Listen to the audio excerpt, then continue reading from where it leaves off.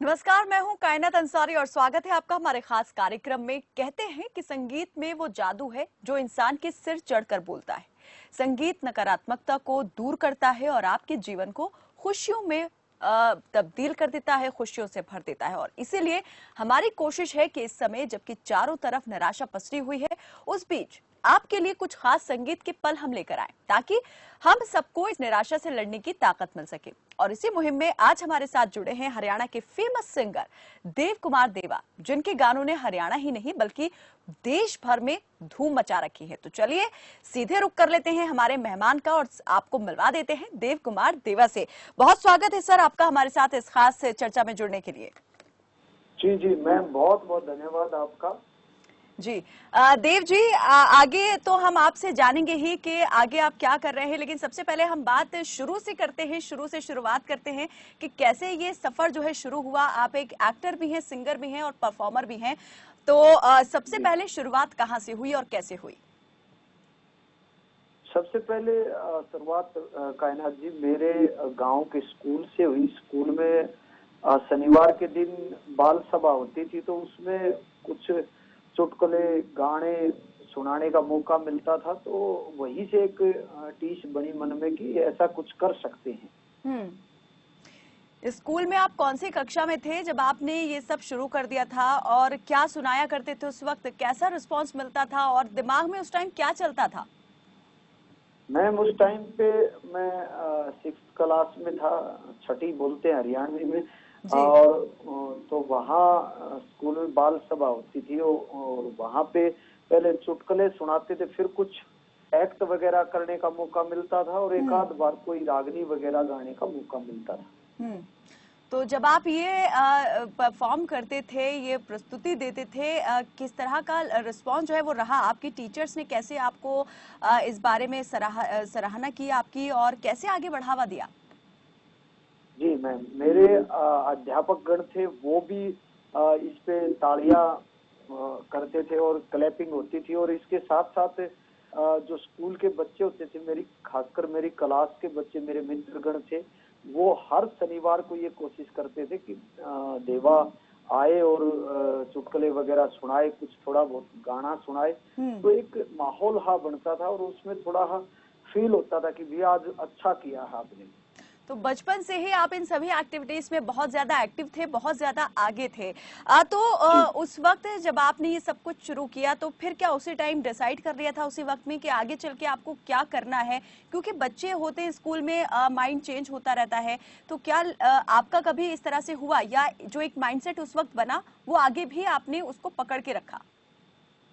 नहीं मैम, मेरा जो परिवार है वो रेसलिंग कुश्ती परिवार है। उसमें मेरे दादाजी, मेरे पिताजी भी अच्छे पहलवान रहे, तो मुझे भी पहलवानी करने का मौका मिला। उस तरफ पहले मन किया कि मैं पहलवान बनूं और अच्छे तरीके से कुश्ती खेल में मैं आगे आया। तो यानी तो जो फिर देव एक कुमार देवा है सिंगर, और जिन्हें अभिनेता के तौर पर लोग जानते हैं, वो पहले पहलवानी भी कर चुके हैं, पहलवानी में भी हाथ आजमा चुके हैं। जी जी, पहलवानी में आजमा चुके हैं। और इसके साथ साथ अच्छी पहलवानी चल रही थी, तो मेरे कंधे में चोट आई और वो ऐसी चोट रही कि उसके बाद उसमें मैं अच्छी तरीके से पहलवानी कितने नहीं कर टाइम पाया। तो आपने कब शुरू की पहलवानी, और ये जो घटना घटित हुई, ये कब हुआ? ये घटना में जूनियर स्कूल स्टेट खेल रहा था मैम, तो वहां पे मुझे मैट के ऊपर चोट लगी। उसके बाद फिर गांव में एक अखाड़ा था, चोट ठीक हो गई थी, कंधा ठीक हो गया था, लेकिन 6 महीने बाद फिर से कंधे में चोट आई। तो फिर उसके बाद पहलवानी करना नामुमकिन हो गया। और फिर एक मन में था कि एक प्रेम था कलाकारी का, गायकी का, जी। एक्टिंग का, तो उसकी तरफ बढ़ा और एक हरियाणा सांस्कृतिक प्रोग्राम मंडली ज्वाइन की, जो कि नुक्कड़ नाटक वगैरह करती थी। तो गांव गांव जाकर सरकार का सोशल मैसेज जो लोगों तक पहुंचाना था, तो एक नाट्य आधारित हम नुक्कड़ नाटक करते थे आसपास के इलाके में। तो उसमें एज ए एक्टर मैंने काम किया और फिर मंच संचालन का काम किया। और धीरे धीरे देव जी, फिर ये जो नाटक कंपनी मंडली से आप जुड़े, ये कैसे जुड़े आप और कब जुड़े और कितने वक्त तक जो पहलवानी है वो आपने की, इन सब पर मैं जरूर बात करेंगे हम डिटेल से। लेकिन अब जरूर यहाँ पर हम चाहेंगे कि आप थोड़ा सा अपने संगीत का तड़का जो है वो यहाँ लगा दें, ताकि हमारे दर्शक जो हैं वो भी आपके जो गानों को मिस कर रहे हैं वो एक बार फिर से आपकी आवाज को सुन के मंत्रमुग्ध हो जाए। अभी मैम एक गाना ट्रेंडिंग में चल रहा है मेरा अभी हाल फिलहाल, और ये गाना टिकटॉक पे बहुत ज्यादा वायरल हो रहा है। दो गाने हैं, एक तो बन्नो निकर आली और दूसरा मोदी जी दे दो छूट। ये लॉकडाउन पे दोनों ही आधारित है। सुनेंगे, हम दोनों ही सुनेंगे जी। और अभी जो हाल फिलहाल टिकटॉक के ऊपर चल रही है दोनों गाने, और ट्रेंडिंग में बहुत ज्यादा टिकटॉक इनकी 10-12 दिन में बन चुकी है। तकरीबन 60-70 हजार टिकटॉक एक गाने पे लॉकडाउन उस पे बन चुकी है, जो मैं अभी आपको सुनाऊंगा। ये आपकी इस गाने का एक सार है कि हमें बाहर नहीं जाना, चाहे कोई आपस में लवर हो उनको भी फोन के द्वारा या आजकल तो इंटरनेट के माध्यम से बात कर सकते हैं। तो एक लवर की एक टीश है और उस टीश को हमने इस गाने में किया है। चलिए, क्या ना करिए तू ना करिए, मिलने की जिद तू ना करिए, लॉकडाउन है मिलने की जिद ना करिए, कल आया था मिलने हो गए चाले, तेरी गली के कोने पे 4 पुलिस वाले, कल आया था मिलने हो गए चाले, तेरी गली के कोने पे 4 पुलिस वाले। ये सज्जन कौन है भाई, इसको क्या तकलीफ है? दिल गया टूट मोदी जी दे दो न छूट, दुआ देंगे प्यार करने वाले, ओ दुआ देंगे प्यार करने वाले। क्या बात है जी। यहाँ पर एक जो रिक्वेस्ट है वो भी हो रही है और जो शिकायत है वो भी यहाँ पर बताई जा रही है। जी, शिकायत भी इस तरफ से, क्योंकि एक तो मुझे आपकी जो आवाज है जी, वो थोड़ा सा कट के आ रही है, कोई दिक्कत है, प्रॉब्लम है, लेकिन फिर भी कर लेंगे, कोशिश करेंगे। जी, जी। दूसरा मेरा जो गाना अभी ट्रेंडिंग में चल रहा है वो है जो ना चाहिए धोती आली, ना चाहिए लहंगे आली, ना चाहिए धोती आली, ना चाहिए लहंगे आली, मन तो चाहिए वालू गाई, जो पानी लावे निकर निकर में, जो पानी लावे निकर निकर में। ये गाना चला तेरे बजट से बाहर चल बन्नो निकराली, और तो लड़का कहता है कि फूक दूं करोड़ जब आजा चंबो चाली। अच्छा। तो ये इन लाइनों का टिकटॉक बहुत ज्यादा जबरदस्त चल रहा है। तो हम चाहेंगे थोड़ा सा आगे भी आप वो लाइन से सुना दें हमारे दर्शकों के लिए। जी जी। ओ ना चाहिए धोती आली, ना चाहिए लहंगे आली, ना चाहिए धोती आली, ना चाहिए लहंगे आली, मन तो चाहिए वालू गाई, जो पानी लावे निकर निकर में, जो पानी लावे निकर निकर में। तेरे बजट से बाहर चल बन्नो निकर आली रे, फूक दो करोड़ जब आजा चंबो चाली रे, तेरे बजट से बाहर चल बन्नो निकर आली रे, फूक दो करोड़ जब आजा चंबो चाली रे। तो इस तरीके का ये जो टिकटॉक बहुत ज्यादा चल रहा है। देवा जी, जैसे हम बात कर रहे थे कि आपने पहलवानी भी शुरू की, वो दौर भी मतलब अपना एक अच्छा ही चल रहा था, लेकिन अचानक से कुछ दुर्भाग्यपूर्ण ये घटना घटित रही, कंधे में चोट, जिसकी वजह से आप आगे नहीं जा सके पहलवानी में। नहीं तो शायद आज जो है हम देवा पहलवान से बात कर रहे होते अगर ऐसा सब नहीं होता तो। लेकिन उसके बाद में फिर कैसे आपने सोचा, परिवार ने क्या आपको यहाँ इस फील्ड में जाने के लिए प्रेरित किया, या कहाँ से आपने फिर ये प्रेरणा ली? जो बचपन का ख्वाब था वो फिर दोबारा से कैसे जिंदा हुआ? हरियाणा में मैम की पहलवानी करना, बॉक्सिंग करना और जितने भी गेम है वो यहाँ गर्व की बात मानी जाती है। लेकिन जिस टाइम पे मैं 2003-4 में इस लाइन में आया, जो कलाकारी लाइन है, तो यहाँ इसको थोड़ा सा नीचे माना जाता है कि कलाकारी में हमारा लड़का गया है, और खासकर जाट फैमिली से होने के कारण, क्योंकि यहाँ जाट लोग सुनते हैं, सुनाते कम हैं, तो इसलिए थोड़ी दिक्कतें आई परिवार की तरफ से भी, आस पड़ोस की तरफ से भी, यारे प्यारों की तरफ से भी। लेकिन मन बन चुका था और जब मन परिवार बना ने कैसे विरोध किया, कैसे आपने उनको कन्विंस किया? और जैसे आपने कहा कि अभी पहले 2004 में आप जब इस क्षेत्र में आए, इस फील्ड में आए, तो उस वक्त में अच्छा नहीं माना जाता था इतना इस क्षेत्र में जाने के लिए लोगों का। तो अब क्या आप जी मानते हैं कि सोच बदली है? दोनों ही बातों का मैं अब चाहूंगी आप थोड़ा विस्तार से जवाब दें। उस टाइम पे मैम हरियाणा में रागनी वगैरह होती थी, क्योंकि हम्म। फिल्में हरियाणवी सॉन्ग बहुत कम बनते थे या बनते ही नहीं थे। लेकिन जिस टाइम पे हम आए और वो बहुत से साथी कलाकार आए, उन्होंने जो ये काम किया, तो 2007-8 के बाद एक ट्रेंड चेंज हुआ, और उस हम्म। ट्रेंड चेंज होने के बाद 3 साल की जद्दोजहद के बाद घर वालों ने, परिवार वालों ने, आस पड़ोस ने, सब ने ये माना कि हमारे गांव का नाम रोशन कर रहा है देव कुमार देवा। और बहुत अच्छा लगा वो, क्योंकि 3 साल तक तो ये रहा कि ये कर क्या रहा है भाई, कोई और काम कर ले, अगर यानी पहलवानी नहीं कर 2007 पाए। तक आपका ये पीरियड जो है वो चलता रहा कि आप स्ट्रगल करते रहे, परिवार का भी पीछे से प्रेशर रहा कि जी ये कहाँ जा रहे हो और दूसरे आप किसी क्षेत्र में जाइए, दूसरी लाइन चेंज कीजिए। जी। लेकिन उसके बाद एक दौर आया मैम, बहुत ज्यादा हरियाणा में एल्बम्स आई, हम्म। टेली फिल्में शुरू हुई, और जब एल्बम्स आई और मेरा पहला गाना हुक्का भर लिया जिस टाइम पे बड़ा हिट हुआ, चारों तरफ हरियाणा, पंजाब, हुक्का भर लिया। राजस्थान, हाँ हुक्का भर लिया, और हुक्का भर लिया हिट हुआ, तो फिर घर वालों ने भी, सभी यारे प्यारे जितने भी दोस्त थे, सब ने कहा कि आगे बढ़ो, हम आपके साथ हैं।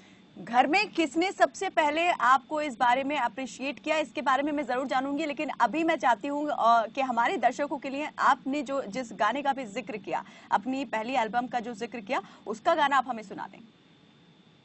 जी, हुक्का भर लिया गाना एक लोग, मैंने देखा था कि बहुत से गाने ऐसे थे कि शराब पी के अपने महबूब को याद करते हैं, कोई कुछ करके अपने महबूब को याद करता है। लेकिन हमारे हरियाणा, वेस्टर्न यूपी, दिल्ली, बाहरी दिल्ली, राजस्थान का एक वो बना हुआ है कि हम यहाँ हुक्का पीते हैं, यहाँ पे जितने भी हमारे बुजुर्ग हैं। तो मैंने अपने महबूब को, यानी कि मेरे राइटर ने अपने महबूब को याद करने के लिए स्वर्गीय राजीव राठी जी ने इस गाने को लिखा, सबसे पहला और एक बड़ा हिट मेरे उसमें रहा। तो उसको याद करने के लिए ये दो लाइनें आपके सामने और आपके दर्शकों के सामने रख रहा हूँ। और क्योंकि आपने कहा कि आपका बड़ा हिट गाना, और इसको अगर हमारे दर्शक नहीं देखेंगे, आपके चैनल पे सुनेंगे, जी। तो दिक्कत आएगी, फिर से याद आ जाएंगे वो सब। जी। खेत के मारा दम या चल की चलम, जो गम मन कम कर लिया, जब भी तेरी याद आई होका भर लिया। खेत के मारा दम या चल की चलम, जो गम मन कम कर लिया, जब भी तेरी याद आई होका भर लिया। जब भी तेरी याद आई होक्का भर लिया, जी। खैच के मारा दम या चलगी चलम, यो गम मन कम कर लिया, जब भी दोस्तों थारी याद आई मैंने हुक्का भर लिया। क्या तो बात हमारे है। यहाँ का ट्रेंड है जी मैम। ठीक है, लोग यहाँ पर गम को धुएं में उड़ाते हैं, आपने याद जब आई तो हुक्का भर लिया, यहाँ भी आपने गम को जो धुएं में ही जी उड़ा दिया। बहुत ही खूब। हम बात कर रहे थे आपके इस सफर को लेकर के, ये जो सफर आपका शुरू हुआ, तो जी। घर में जब सबने प्रशंसा की, तो सबसे पहले वो कौन सा व्यक्ति रहा जिसने सबसे ज्यादा आपको जो है इस बात को लेकर के अप्रिशिएट किया और हौसला बढ़ाया आपका? सबसे पहले मेरे परिवार में, क्योंकि मेरे से बड़े भाई सुरेश डिगरिया, वो रागनी गायक थे, तो उनको तो पता था कि कलाकारी में तालियां, सीटियां और एक मान सम्मान मिलता है। तो जब हुक्का भर लिया आया, तो सबसे पहले सबसे बड़ी खुशी उनको हुई। फिर उसके बाद घर परिवार में माँ थी, जो अब स्वर्गीय मेरी माता जी, जो कि 2012 में परमात्मा के पास चली गई, जी। उन्होंने भी कहा कि भाई ठीक है, बहुत अच्छा लगा टीवी पे देखने में, और ये सीडी वगैरह में देखने में अच्छा लगता है, चेहरा मोरा अच्छा है, तो आगे काम करता रहे। फिर पारिवारिक मित्र, जितने दोस्त, उन सब ने मुझे आगे बढ़ने के लिए प्रेरित किया। तो फिर ये जो मंडली थी, इस मंडली से आगे तक का सफर जो है वो आपका कैसा रहा? कैसे कैसे आप लोगों से मिले? कहाँ से ये तार जो है आगे जुड़ते गए और कामयाबी का जो सिलसिला था वो फिर एक बड़ा रूप जो है वो लेता गया? हरियाणा सांस्कृतिक प्रोग्राम मंडली, जिसमें मैं नुक्कड़ नाटक वगैरह ये करता था, इसी मंडली ने दो जो एक हरियाणवी लघु फिल्में प्रोड्यूस की और उसमें एज ए एक्टर मुझे लिया। और वहां से जब अपने आप को टीवी के ऊपर देखा तो बड़ा मजा आया कि और काम करता रहूं, उससे प्रेरित हुआ। वो देवर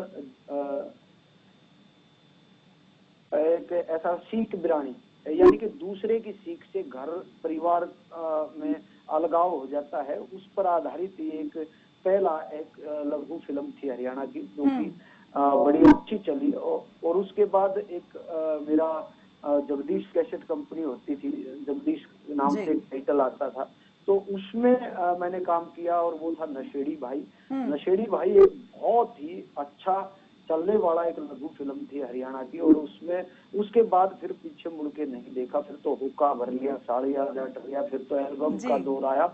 और देव कुमार देवा आपके सामने, आपके चैनल पे कायनात अंसारी जी के सामने बैठ के आपके दर्शकों से बिल्कुल, दर्शक आपको बहुत पसंद करते हैं। यहाँ पर बहुत लोगों में आपकी फैन फॉलोइंग है। और मैं ये भी आपसे जानना चाहूंगी कि आप तो कई लोगों के एक आइडल रोल मॉडल बन गए होंगे, लेकिन आपने कभी अपने सामने किसी ऐसे आइडल को रखा, रोल मॉडल आपका कोई रहा?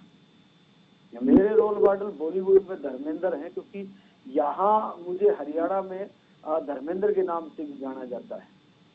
और स्टेज के ऊपर जब भी एंकर खड़ा होता है तो वो कहता है कि हरियाणा के धर्मेंद्र अब स्टेज पे आ रहे हैं। ये बड़ी मजेदार बात की आपने कि हरियाणा में आपको जो है हरियाणा के धर्मेंद्र भी कहा जाता है, तो इसके पीछे क्या किस्सा है? ऐसा क्यों आपको जो है एक टाइटल दे दिया गया?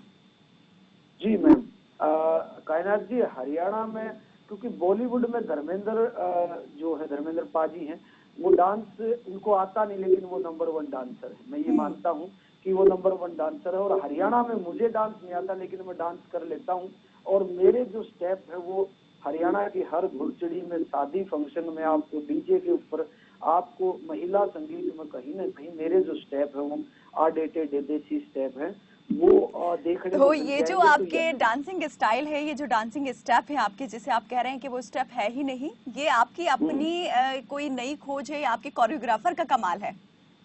नहीं मैम, कोरियोग्राफर का कमाल नहीं। हम लोग गांव से हैं और मध्यम वर्ग से आते, तो पहले बचपन में रोज घुड़चड़ी होती थी, शादी समारोह में जाना होता था, तो जैसे वो ढोल की ताल पे नाचते हैं, उसी प्रकार हम अपने गाने में भी वैसा ही कुछ कर लेते हैं। और लोगों को जो प्रॉपर डांसर हैं, हरियाणा में कई अच्छे डांसर हैं, अच्छा काम कर रहे हैं, उन्हीं की तुलना में मुझे भी एक ऐसा मिला हुआ कि एक 2-3 स्टेप तो ऐसे हैं कि ये देव कुमार देवा का स्टेप है। देवा जी, वैसे तो कंपैरिजन करना जो है किसी के लिए भी आसान नहीं होगा कि आप अच्छे सिंगर हैं, अच्छे एक्टर हैं, कि परफॉर्मर हैं, लेकिन अगर आपसे हम जानना चाहें कि आप इनमें सबसे बेहतर और सबसे अच्छा क्या मानते हैं कि आप वो बहुत अच्छा जो है वो करते हैं, उसके बाद आपको लगता है आपने 100% दिया है, तो वो क्या है इन तीनों में से? तीनों में 100% मैं ये मानता हूँ कि सिंगिंग तो मैं कर लेता हूँ, उतना अच्छे तरीके से वो नहीं हो पाता, क्योंकि उसमें 100% मैं नहीं दे पाता। लेकिन एक्टिंग में मैं, जो मेरी एल्बम्स वगैरह देखेंगे आप, मेरे सॉन्ग देखेंगे, उसमें हर सॉन्ग में मैं उस सॉन्ग के माहौल के अनुसार, उसकी स्क्रिप्ट के अनुसार ढल जाता हूँ, और एक्टिंग में मुझे बहुत ज्यादा मजा आता है। तो इसके अलावा जब कोई डांसिंग सॉन्ग होता है तो मैं अपने जितने भी आर्टिस्ट स्टेप होते हैं उनमें भी मैं मजा लेता हूँ और एनर्जी फुल रहता हूँ।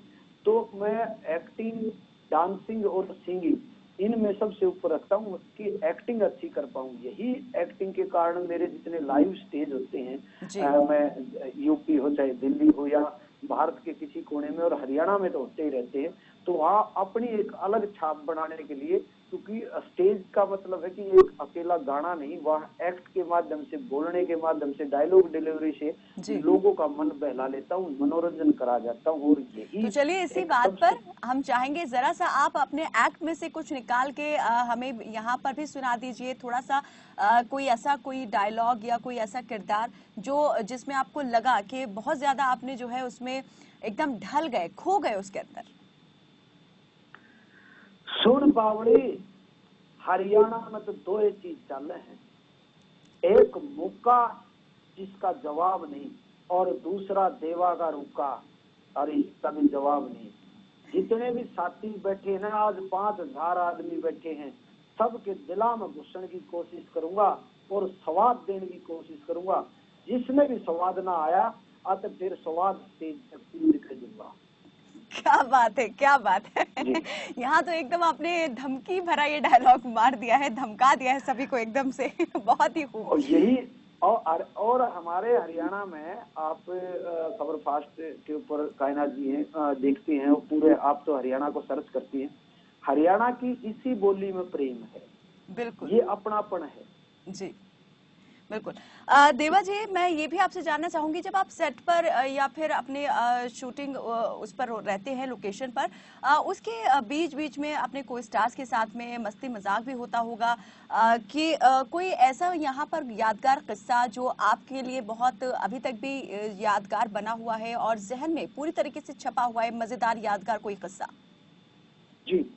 मैम, गाना था मेरा जाथर थोड़ा जबर भरोटा, और सपना चौधरी का और मेरा ये गाना था। इसमें विकी काजला भी मेरे साथ जो थे, मैंने गाया था। और वहां पे शूट के ऊपर देर रात हो गई थी, तो एक शॉट लेना था। उसमें मामला ये था कि हमने रात का समय था, तो आपस में सबने प्लान बना कि सपना चौधरी की मम्मी आई हुई थी, तो उनको डराएंगे जी। और शूट पे थोड़ा बीच में छूट मिली हुई थी, तो हम 2-3 जने उनको डराने के लिए, वो लोकेशन थी लोहागढ़ फार्म हाउस की, तो डराने के लिए वहां गए। तो मम्मी उनकी अच्छी तगड़ी है, अच्छी हट्टी कट्टी है, तो हम उनको डराने गए, तो वो पता नहीं उनको प्लान का पता था या क्या था। वो जो एक मंडेर होती है, दीवार होती है, दीवार के उस तरफ बैठी थी, तो हम इस तरफ से उठे, तो वो उस तरफ से बाल खिंडा के एकदम बाल ऐसे ऐसे करा। तो यानी डरने गए थे और खुद ही डर गए, डराने गए थे और खुद ही आप डर के आ गए। बहुत मजेदार। लेकिन यहाँ पर देवा जी, अभी थोड़ा सा वक्त जो है अब हमारे लिए तंग हो चला है, बातचीत के सिलसिले को हमें यही रोकना होगा। दिल तो नहीं कर रहा कि हम इस बातचीत को खत्म करें, लेकिन मजबूरी है, वक्त का यहाँ पर तकाजा है। लेकिन जाने से पहले हम जरूर चाहेंगे, पहले तो आप हमारे खबरफास्ट के दर्शकों के लिए कोई एक मैसेज छोड़ें। दूसरा, यहाँ पर जिस अभी किस्से का आपने जिक्र किया, जो आप शूटिंग कर रहे थे, वो गाना आप यहाँ पर आप जरूर हमें सुना के जाएं।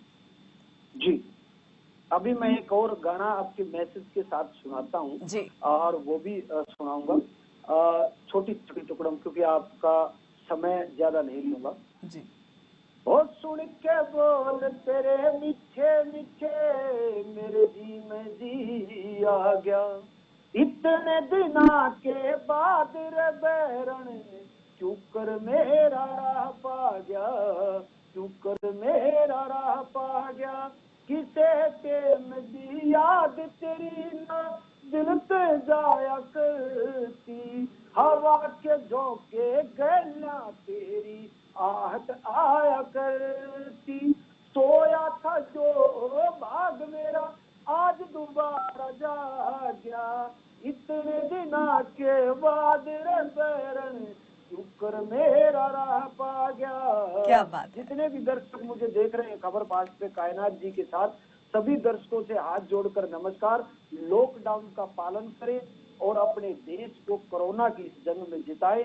आप डिस्टेंस रखें, पूर्ण रूप से मजबूती से इस लड़ाई से पूरा भारत, पूरा विश्व लड़ रहा है, और मैं भी टीवी चैनल के माध्यम से इंटरटेनमेंट करता रहूंगा, आप लोगों के बीच ऐसे ही आता रहूंगा, और लॉकडाउन के बाद खुशी से मिलेंगे, और ये जंग जीतने के बाद एक बड़ा प्रोग्राम बिल्कुल जश्न जरूर मनाएंगे। जय हो, धन्यवाद। बिल्कुल। लेकिन देवा जी, वो गाना रह गया जिसका मैंने आपसे कहा था कि आप वो जरूर हमें जाते जाते सुना के जाएं। जी। जाथर थोड़ा लेरी से तू जबर भरोसा रे, जाथर थोड़ा लेरी से तू जबर भरोसा रे, आ जाने मेरी ढाणी में तू लाले झोटा रे, आ जाने मेरी ढाणी में तू लाले झोटा रे। जितने भी दर्शक देख रहे हैं, जाथर थोड़ा जबर भरोसा, जो आपने बहुत बड़ा हिट गाना कराया, इस गाने को एक बार फिर इस गाने पे जाएं। सपना चौधरी, देव कुमार देवा और विकी काजला की जुगलबंदी इसमें देखेंगे। बहुत प्यारा गाना है, करोड़ों व्यूज इस गाने पे है। धन्यवाद। बहुत बहुत शुक्रिया देव कुमार देवा जी, हमारे साथ इस तमाम बातचीत में जुड़ने के लिए और हमारे दर्शकों को इतना एंटरटेन करने के लिए और हमें इतना एंटरटेन करने के लिए बहुत बहुत शुक्रिया। तो आपने देखा देव कुमार देवा जी जो हैं इस वक्त घर पर तो जरूर हैं, लेकिन एंटरटेनमेंट में वो आपके कहीं से कहीं तक कमी आने नहीं देंगे। अपने दर्शकों के लिए उन्होंने जो आज जो कुछ भी यहाँ पर अपने जीवन से जुड़े हुए किस्सों को शेयर किया है, उससे उम्मीद जरूर है कि आपको ज्यादा जानकारी उनके बारे में तो मिली ही होगी, लेकिन आप एंटरटेन भी फुल ऑन हुए होंगे। फिलहाल के लिए वक्त हो चला है आपसे विदा लेने का, तो मुझे दीजिए इजाजत और आप देखते रहिए खबर फास्ट। नमस्कार।